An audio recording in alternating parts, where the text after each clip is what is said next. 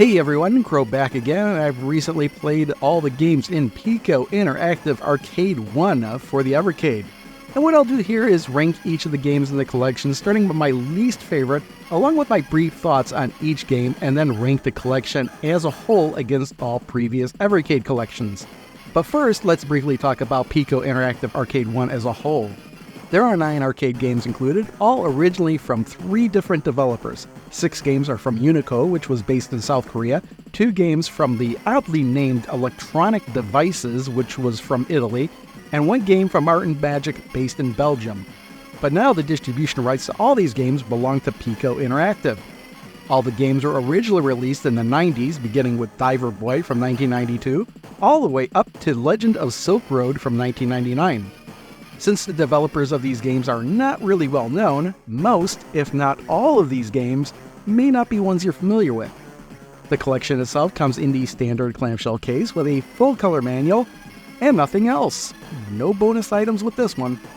And before I start talking about and ranking these games, I want to say that I played all of these games on the Evercade VS with my Mayflash F500 arcade stick. So let's get started with my least favorite of these games.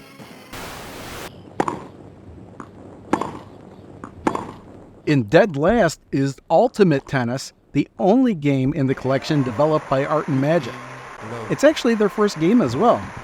Of course, this is a tennis game where you can select from 6 players from different countries and participate in tournaments in 4 locations. When I was researching this game, I was getting all this positive information about this one, like, oh, it's so simple to play with only 3 buttons, and it was 2nd in the charts in Germany and 14th in the charts in Japan, and the game grossed more than 3 million euros. Wow, must be a fantastic game. 45 minutes later, I decided I didn't like this game at all. There's 2 things that frustrated me with this game, and the first is perspective. I found it incredibly difficult at times figuring out how close the ball was to my player. Sometimes I'd hit the button to swing and my guy would completely whiff because the ball had already flown past him and it just didn't look like it did. And sometimes you'd hit the ball and it never looked like it actually came into contact with the racket. The second thing that frustrated me, and this might just be entirely on me, but I never felt like I had complete control of my player. Often I'd hit a button and they'd do something I wouldn't expect, like diving for the ball when it didn't look like they needed to, or not diving for the ball when I needed them to.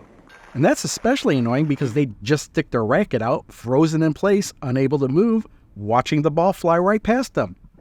And yeah, I know some people like this game and some might say this is the best game in the collection, but I just don't really like this one. 4 out of 10. Game, set, match, ended.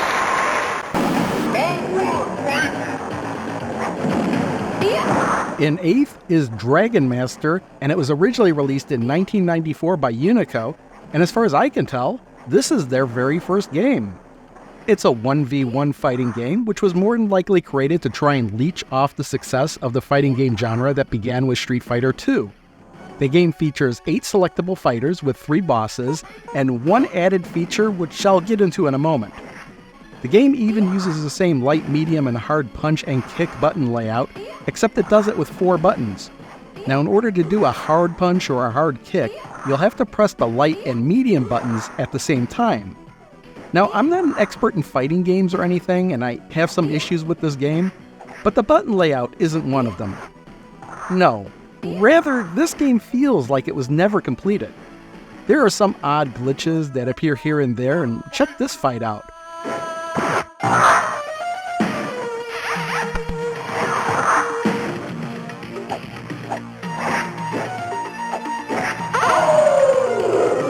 Can anyone tell me how I won this fight with only 3 attacks? Like my first attack took off 75% of my opponent's life. That can't be right. And sometimes the game feels so sluggish at times, I thought I was playing one of those knockoff fighters that was on the Super Nintendo. And when you make it to one of the game's 3 bosses, an odd-looking screen pops up and a text box appears, and no text ever appears in it, all while somebody's telling you something that's so distorted that there's no way I can understand it. I didn't know. But all of this isn't really the main reason I don't like the game. Remember I mentioned this game has an added feature? That would be the spirit meter, and it's incredibly important to the gameplay, but you wouldn't know it since the game nor the Evercade manual ever mention it. Though the manual will tell you that one guy in particular is great at swearing. Anyway, the spirit meter starts out 99% full, and it mainly determines how powerful your attacks are. However, every time you attack, the meter drains a little. A special attack will drain it a little bit more. If you get hit by an attack, and it doesn't matter if you're blocking or not, the meter drains a lot more. This means if you're on the receiving end of an attack at the beginning of a match, you're put at an even greater disadvantage because your attacks will be weaker. Now you can refill your spirit meter, but you have to be standing perfectly still and hold one of the attack buttons for about a second before it'll begin to fill back up, and you just have to hope your opponent doesn't hit you in the meantime. Fighting the CPU is even more frustrating because it can recharge the spirit meter whenever it wants to without having to stand completely defenseless first. So yeah, I didn't really like this one.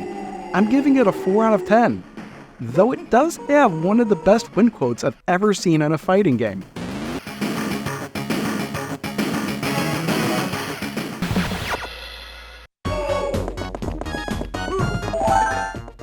At number 7 is Burglar X, a top-down action game from Unico released in 1997.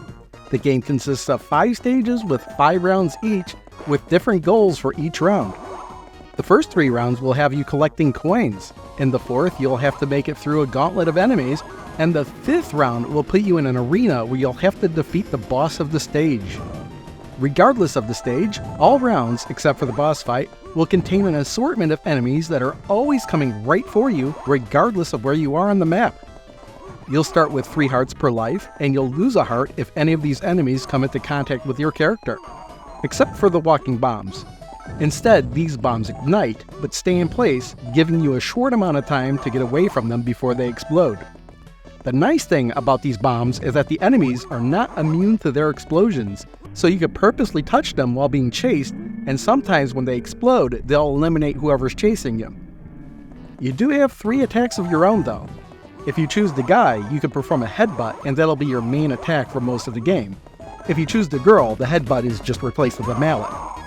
Your characters can also place bombs, though it's not as useful as it sounds, as they can also injure you if you're caught in the explosion when they go off. Lastly, you can fart. Yep, there's a dedicated fart button, and it's actually more useful than it sounds. If you've got an enemy on your tail, you can fart and stun them temporarily to help gain some distance on them. The game is actually kind of good, is what I would say if it weren't for one thing. You see, in rounds 1 through 3 of every stage, you have to collect a certain number of coins, but I didn't specify how you needed to collect those coins.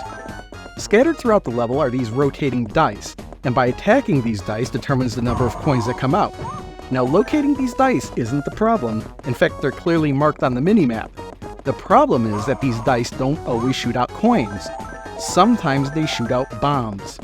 For example, if you hit a die while the number 5 is showing, 5 coins may come out, or maybe 4 coins and 1 bomb. Or maybe you'll be really unlucky and it'll only shoot out 1 coin, but 4 bombs. The issue is that this is a frantic and fast-paced game, and when you hit a die, you'll want to run forward and collect all the coins that come out immediately, especially since every enemy on the map is constantly chasing you. But if you do that, you're gonna frequently take damage from bombs. And if you hit a die and then wait to see if bombs pop out, well then you're gonna be wasting time chasing down the coins, and every round is timed. The game is designed to suck quarters, and these bombs randomly popping out of the dice that contain the coins you actually need to collect actually make the game 10 times more frustrating than it needs to be. Even here on the Evercade, where you're not actually spending additional money for credits to continue. It's really annoying and frustrating to have to be continuing so frequently due to a completely random element of the game.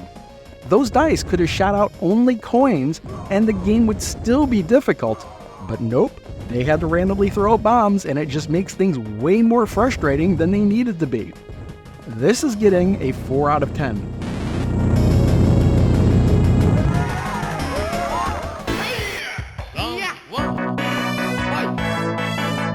In 6th is Master's Fury, Unico's second attempt at a fighting game from 1996.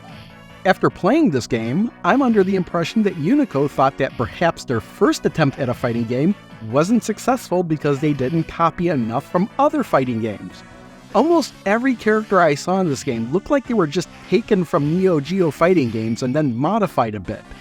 They went with the 4-button layout with this game as well, but they stuck with only weak and strong attacks with this one, so you don't need to worry about hitting a combination of buttons for strong attacks like you did in Dragon Master. In this game, you just need to worry about weak and strong attacks. Though, to be honest, I really couldn't tell the difference between the two other than they had different animations. I mean, like a weak punch didn't seem to be any faster than a strong punch. That spirit meter from Dragon Master is gone as well, though I could never figure out what this square gauge by each character's life bar is supposed to represent. Does anyone know? I couldn't find any documentation on this, and the game's track screen makes no mention of it either. In fact, there's not really much info I could find for this game. A lot of the special moves in this game don't feel like they were implemented very well either. Quite a few characters have fireball moves that take up half the screen, and a lot of the special moves in general just seem very awkward. Collision detection is very suspect as well. I mean, just look at this. Now I'll slow it down so you could really soak it in. So yeah, the game isn't that good, but I can't say that I hate it. It's definitely better than Dragon Master though, just because it doesn't have that spirit meter. I'll give it a 5 out of 10, and I think I'm being a bit generous with that score.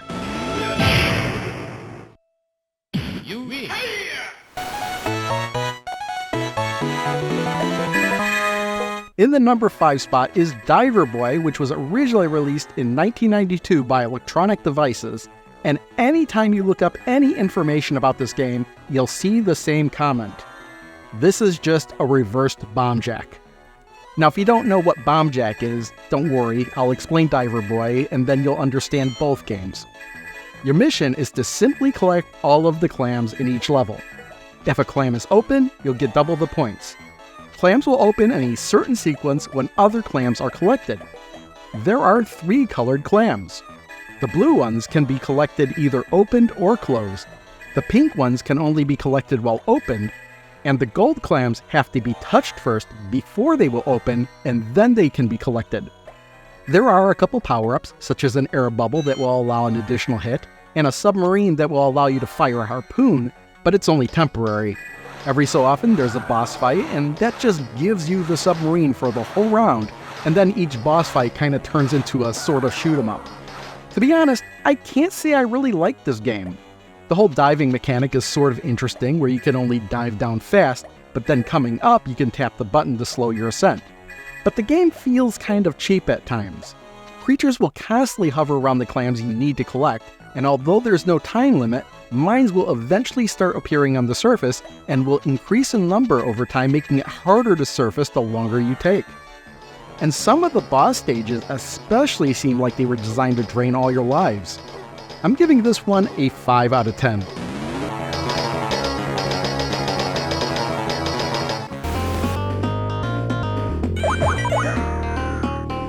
The oddly named Fancy World Earth of Crisis is in my number 4 spot, and you could tell the Earth is in crisis because just look at this scene from the attract mode. Geez guys, we better do what he says. Such bizarreness could only come from Unico in 1996, but despite the Earth being held hostage by some bad guy, there's not really any plot to this game at all. This is just a single screen platformer where you'll shoot all the monsters until the screen is clear. This is very much like Snow Brothers or Tumble Pop that we've seen in previous collections, only it's not as good. One shot will dizzy an enemy and the second shot will just outright eliminate it. There's no real strategy necessary like in the games it's trying to copy. Plus, your shots go through the walls, so you don't really need to worry about cramped spaces. Your character also feels pretty stiff to control, especially compared to those other games. I'm not going to say I don't like it though, it just feels very rough, like it needs some fine-tuning. And maybe just a tad more explanation of just what in the world the story of this game is. Not that it's important or anything, just because it's so weird. I mean, who is this guy? How is he holding the Earth hostage? And who are you? And why are you the only one that can stop him? I mean, you don't even see this guy for the rest of the whole game. He's not a boss character or anything, so how is the Earth even saved at the end of the game? It's all just fantastically bizarre. 6 out of 10.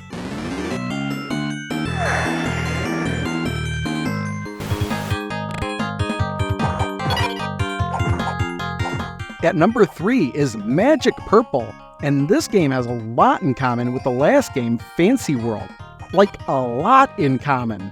Not only is this game also by Unico from 1996, and this is also a screen-by-screen platformer where you eliminate all the enemies on the screen to proceed to the next stage, but many of the same enemies that were in Fancy World are also in this game. The only real change is that each stage will extend a little bit past the boundaries of the screen.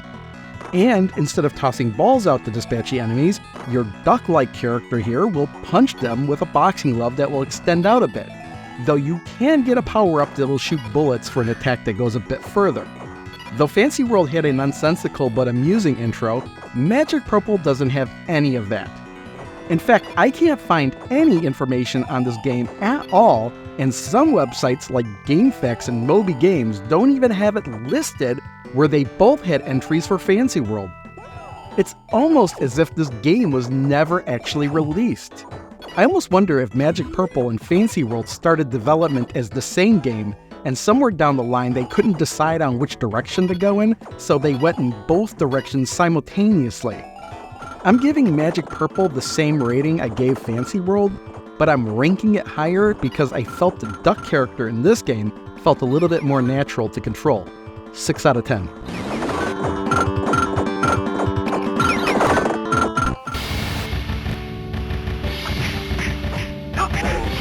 My number 2 game of the collection is The Legend of Silkroad, a beat-em-up from Unico released in 1999. You have 3 characters to choose from: the quick and nimble Sochun, the heavy hitter Jamuka, or the balanced character Munmu. Just like most side-scrolling beat-em-ups, you'll travel from left to right and just pummel anything that moves. The game has 3 buttons: attack, jump, and magic. And you can actually pick up quite a bit of different magic in this game. One of the things that really set this apart from other beat-em-ups, though, is that these characters all have special moves that you can do, like fighting game special moves. 2 of the 3 characters even have a fireball move that can be performed by doing a quarter circle down to forward motion, followed by the attack button. This actually made the game a bit more fun than I thought it would. I mean, it gives you plenty of different moves to try out during your playthrough. Though you do have a meter that limits how many times you can do these special moves at any level, and honestly I can't complain about that, because I'd just then be shooting fireballs across the screen the whole game. To add replayability, sometimes the game will just let you choose which path you'd like to take while proceeding to the next level. So if you want to see everything the game has to offer, you're going to have to play more than once. Maybe even more than twice, because there are special hidden levels that you can uncover as well. One thing this game does that's really odd though, is when you die and you come back with your next life or after a continue, the game not only stuns all the enemies on the screen, but also takes away a large chunk of their life as well. Most beat-em-ups will stun the enemy and maybe even damage them a little when you re-enter the game with a new life, but this game really takes it to the extreme. It even does it to the boss characters, and it kinda takes away a bit of your satisfaction when you eventually do beat those characters. So I think overall the game is fine, but the biggest issue with this game is also the most obvious. All of the characters look terrible. I don't usually knock a game for its graphics, but I really don't like the CG rendered sprite look. Maybe it would have been more tolerable 25 years ago on a CRT television, but these days it just hasn't aged well at all. I'm going to give this one a 7 out of 10.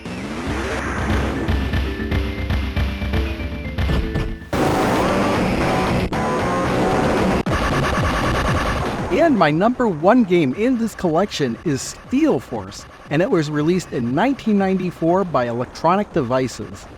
This is a top-down shooter like those Alien Breed games in the Team 17 collection, except this is way better. It feels like they took Alien Breed and then took out all the stuff I didn't like about it, and then made additional changes to make the gameplay faster.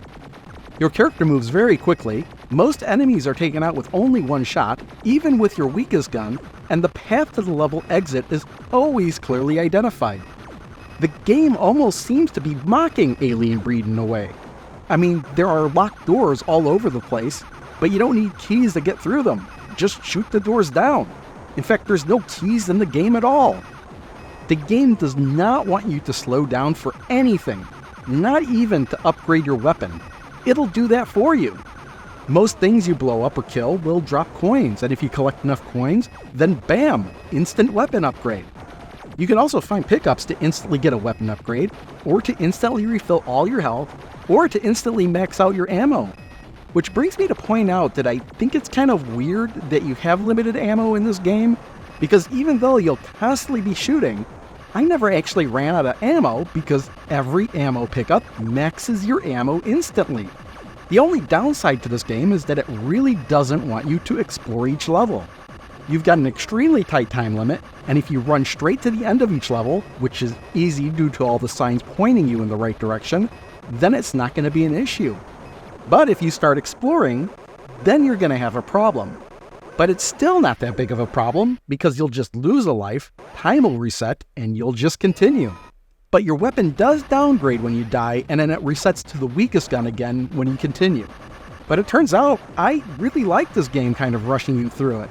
It's just kind of a mindless shoot fest, and you'll want to destroy and shoot as many things as you can on your way through the level to collect the coins to upgrade your gun, which is handy for the end of level since there's a boss to defeat.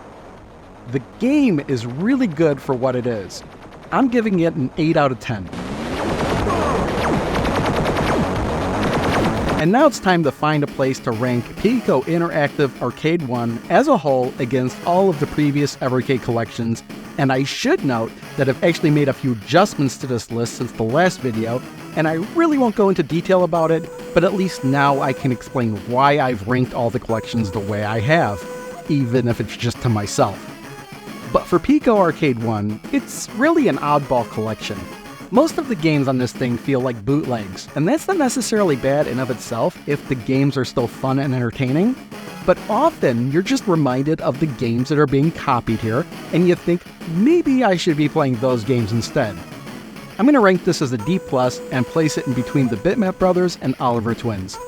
If you're curious, my criteria for a D+ is that the highest score for any game I gave was an 8, and that only one game got that score. So that'll wrap it up for Piko Interactive Arcade 1. The next Evercade card I'll look at is one I've been looking forward to for a while, Sunsoft Collection 1. I'll get to see if Journey to Silius holds up as well as I remember it. See you then.